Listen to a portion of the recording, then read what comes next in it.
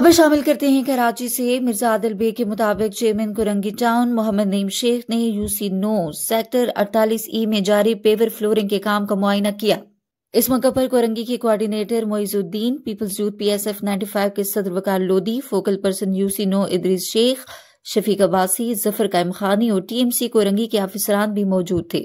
मोहम्मद नईम शेख का कहना था कि पाकिस्तान पीपल्स पार्टी बिला तफरीक अवामी खिदमत को बाधित समझकर सरअंजाम दे रही है, जो हिलियानी कोरंगी के दिलों में अपनी जगह बना रही है। उन्होंने कहा कि कोरंगी टाउन में तरक्याती काम तेजी से जारी है। बलदियाती नुमाइंदे अपनी 4 साल मुद्दत पूरी करेंगे और इंशाल्लाह इस दौरान कोरंगी टाउन के मसाइल हल करके अवाम की महरूमियां खत्म की जाएंगी। सड़कों, सेवरेज और पानी के निजाम को जल्द बेहतर किया जाएगा। चेयरमैन ने ठेकेदार को हिदायत की कि पेवर ब्लॉक के काम में किसी किस्म की गफलत न की जाए और काम मयारी होना चाहिए। उन्होंने मजीद कहा कि कोरंगी टाउन में बलदियाती सहूलियात फराहम करने के लिए दिन रात काम जारी है, जिससे अवाम को मसाइल से निजात मिलेगी। इलाके के मुकीनों ने तरक्याती काम करवाने पर चेयरमैन को खिराज तहसीन पेश किया।